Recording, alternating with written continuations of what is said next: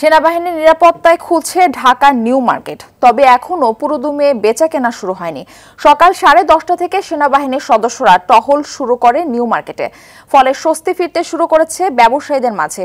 এ সময় সব ব্যবসায়ীদের সচেতন থাকার আহ্বান জানান 30 ফিল্ড আর্টিলারির অধিনায়ক লেফটেন্যান্ট কর্নেল মঈন। 24 ঘন্টা নিরাপত্তার আশ্বাসও দেন তিনি।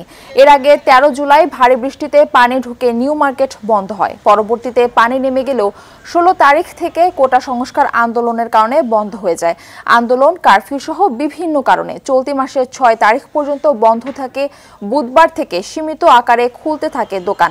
তবে বিক্রেতারা বলছেন, দীর্ঘদিন দোকান বন্ধ থাকায় দোকান ভাড়া, বিদ্যুৎ বিল ও কর্মচারীদের বেতন দিতে বড় আকারে অর্থনৈতিক সংকটে পড়েছে তারা। খুবই ভালো লাগছে যে আপনারা আবার নতুনভাবে নতুন উদ্যমে আপনাদের ব্যবসায়িক কার্যক্রম শুরু করে জনমনে একটা স্বস্তি ফিরিয়ে নিয়ে আসার চেষ্টা করছেন। এর বাইরে আমরা তো সবসময় থাকবোই, বাট আমার একটা রিকোয়েস্ট থাকবে যাতে আপনারাও আপনাদের মতো করে আপনাদের সিকিউরিটির জন্য আরো শক্তভাবে ব্যবস্থা নেন। যে কোনো ধরনের দুষ্কৃতিকারী আসলে আপনারাও যাতে রুখে দিতে পারেন।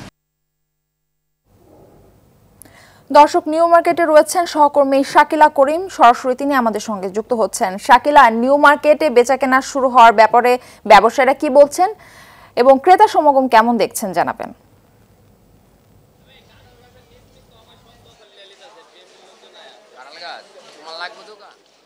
মারফি, আপনি যেমনটি জানতে চাচ্ছিলেন, নিউ মার্কেট এলাকায় এখন কিন্তু 10:30 যেহেতু ওপেন হয়েছে, এরপর থেকে কিন্তু ক্রেতা সাধারণ আসা শুরু করেছেন।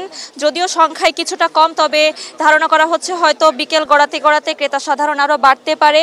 এবং এতদিন পরে, প্রায় 5 দিন পরে যেহেতু মার্কেট খুলেছে, সেহেতু ব্যবসায়ীদের মাঝেও কিন্তু স্বস্তি ফিরে এসেছে এবং সেনাবাহিনীর তত্ত্বাবধানে তারা যেহেতু মার্কেট খুলতে পেরেছে এবং নতুন সরকার গঠন হওয়ার 4 দিন পরে এখন যে আস্তে আস্তে দেশের যে একটা অচল অবস্থা সৃষ্টি হয়েছিল, সেই অচল অবস্থা থেকে মুক্তি পেতে শুরু করেছে সাধারণ মানুষ। তাতে কিন্তু ক্রেতা বিক্রেতা উভয়ের চোখে মুখে কিন্তু এক ধরনের স্বস্তি দেখা যাচ্ছে।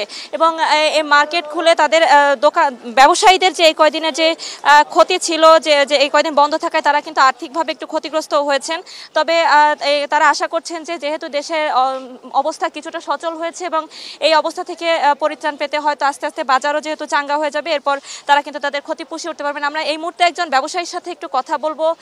আপনি একটু জানাবেন যে এই কয়েকদিন পরে মার্কেট খুললেন এবং এখন আপনাদের বেচাকেনা কেমন হলো, আপনাদের সুবিধা, এবং নতুন সরকারে নতুনভাবে সবকিছু ঢেলে সাজানো হচ্ছে, এখন কেমন বাংলাদেশ চাচ্ছেন আপনারা? আমরা এখন খুব শান্তিপ্রিয় একটা বাংলাদেশ চাই, ঠিক আছে। আর আমাদের নিউ মার্কেট আজকে থেকে সম্পূর্ণরূপে খোলা। আমরা আপনাদের মাধ্যমে ক্রেতা সাধারণকে আহ্বান করছি যে আপনারা আসেন, নিউ মার্কেট সম্পূর্ণরূপে খোলা, ঠিক আছে।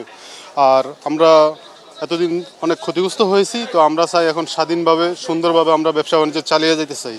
আর আমরা ইনশাল্লাহ আগামী দিন খুব সুন্দর একটা বাংলাদেশ গড়তে চাই। ধন্যবাদ আপনাকে। মারফি, আপনি যেমনটি শুনছিলেন যে সুন্দর একটি বাংলাদেশ গড়ার প্রত্যয়ে কিন্তু ব্যবসায়ীরা ছাত্র সমাজের সাথে একমত। এবং শুধু ছাত্র সমাজ না, বাংলার আপামর জনতা কিন্তু যে অচল অবস্থা ছিল, সে অচল অবস্থা থেকে কিন্তু মুক্তি পাওয়ার জন্য কিন্তু সর্বাত্মক চেষ্টা করে যাচ্ছেন এবং এই চেষ্টা কিন্তু আগামী দিনে অব্যাহত থাকবে এবং সেই আশাই কিন্তু ব্যক্ত করছে ছাত্র সমাজ থেকে শুরু করে সাধারণ মানুষ, প্রত্যেকের কণ্ঠে কিন্তু সেই একই আশাবাদ রয়েছে। তো মারফি, এই ছিল আমার কাছে নিউ মার্কেট থেকে ব্যবসা প্রতিষ্ঠান খোলার সর্বশেষ। শাকিলা, ধন্যবাদ আপনাকে।